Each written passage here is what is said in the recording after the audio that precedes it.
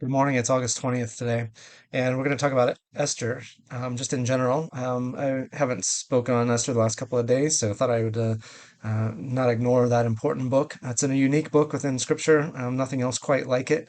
Oftentimes debated over church history and even in Jewish history about whether it belonged in Scripture because it doesn't mention the name of God explicitly. But it gives a very important insight into what's happening with the exiles while they're living in Babylon and Persia and those empires.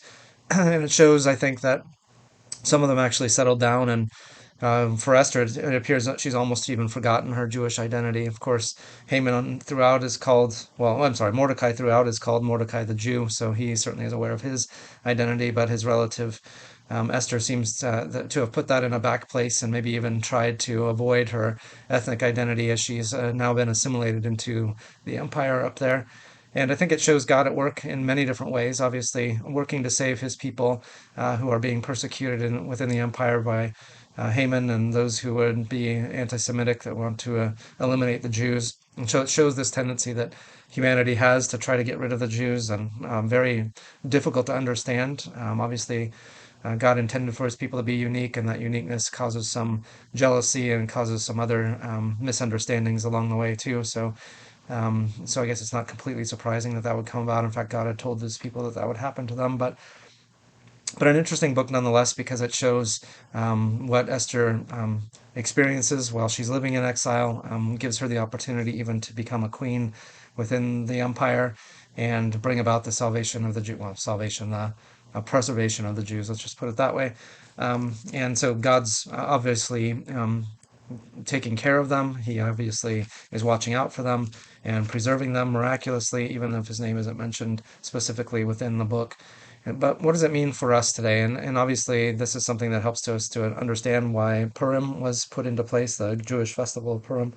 But it has much more to do, I think, with God's overall intention for his people, that he allowed them to go into exile, and in fact caused them to go into exile so that they would have the opportunity to be salt in that place. Jesus says in the Sermon on the Mount, you are the salt of the earth, but if salt has lost its taste, how shall its saltiness be restored? It is no longer good for anything except to be thrown out and trampled under people's feet.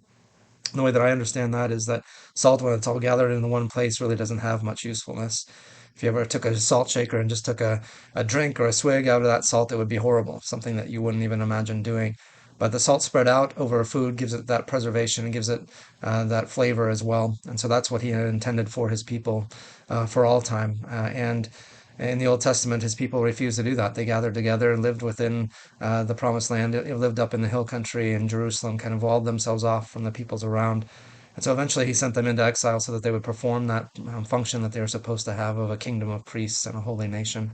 Holy nation obviously has that implication of trying to be separated from or pure, not stained by the world, but the kingdom of priests that also counterbalances that means that they need to be living amongst those to whom they are representing God, and God will have an opportunity then to speak to the people through his representatives.